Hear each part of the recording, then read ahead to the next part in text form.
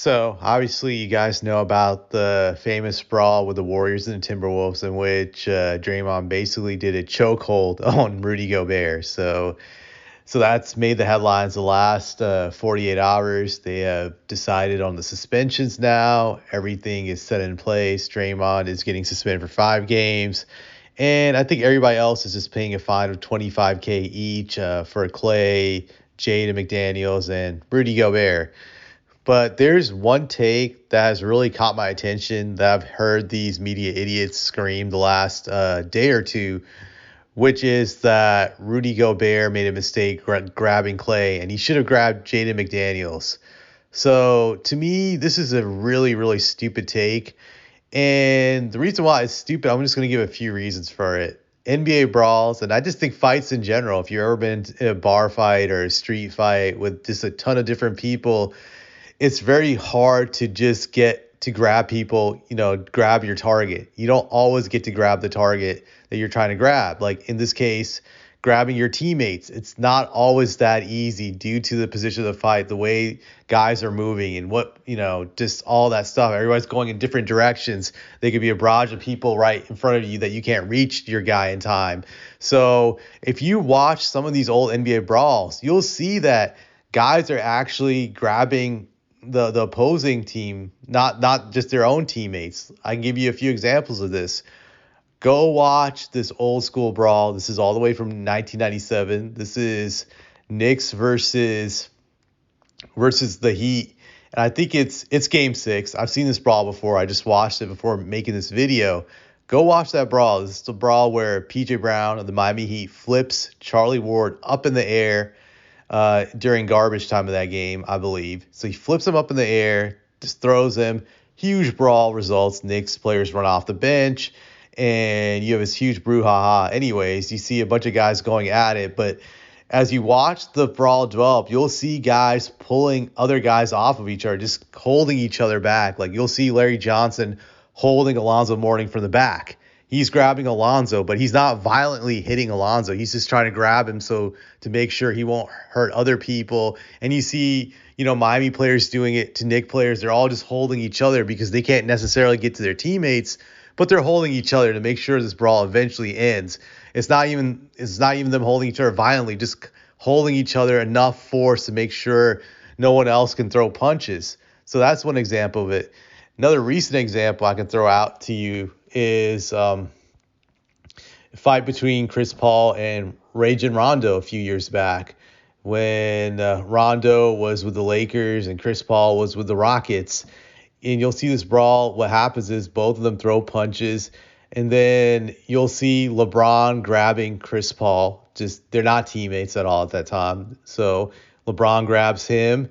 And it's not a violent grab. I know some people can say like, well, LeBron and Chris are boys, so of course, he could trust LeBron, blah, blah, blah. But if you look at the other side of the fight, you'll see Brandon Ingram, who's trying to, I believe, rush James Harden or take him out. And then you see Carmelo Anthony grab Brandon Ingram. So he grabs him. But it's actually not a violent grab or anything like that. It's just a grab where he uses enough force to make sure Brandon Ingram can't just run up and start hitting people.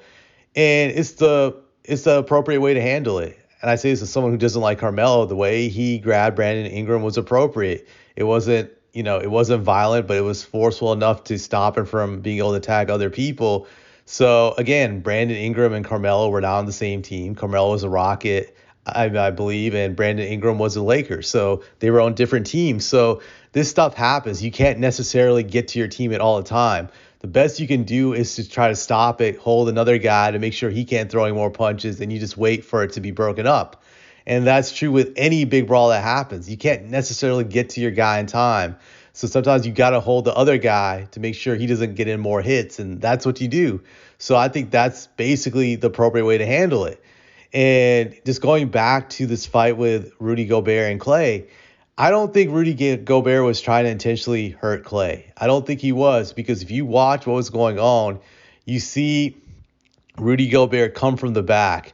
And if he really wanted to hurt Klay, he could have violently shoved him from the back, giving Jaden McDaniel more momentum to do some damage. He could have started punching Klay from the back again, but he didn't do any of that stuff. To me, it really looked like to me he was trying to stop him from it getting out of control. That he put his arms around him and he tried to stop it. If you put it in slow motion, that's what it looks like to me. And it looks like he's about to stabilize it up until Draymond, that dumbass, who comes out of nowhere and wraps his arm around him, his neck, and everything breaks out. And on top of that, if you watch that fight and replay again, you'll see when Rudy Gobert gets there, it's not like he's intentionally headhunting Klay, but the problem is with Klay and Jay McDaniel, they're both going around like a merry-go-round when they're tugging at each other's jerseys, so they keep switching positions. There's one moment, one's on the left side of the court, the other one is on the right, and then there's another moment, a second later, where one is on the right and the other's on the left, so it keeps changing. So it's not necessarily that Rudy Gobert can just immediately get to Jaden McDaniels. By the time he got there, Klay was right in front of him, and Jaden was on the other side. So even if he tried to get to Jaden McDaniels, he still probably might not have even succeeded in doing that, So it's not as easy as some of these morons make it seem. It's not always like that. Obviously, if you can hold your teammate, you try to get there and grab your teammate, but it's not necessarily always the case. It's not always ideal. These fights are very unpredictable. So it's like life. You don't always get the most ideal situation, but the best you could do is to deter and stop it. So I just want to point out how stupid these guys sound. They sound idiotic and dumb, but that's the media for you these days. To me, it's just them giving out stupid hot takes and just trying to take sides instead of being objective, which they can't because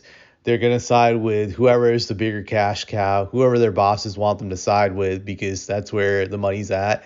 In this case, it is the Warriors because they are a bigger money generator than the Timberwolves. So that's the way I look at it.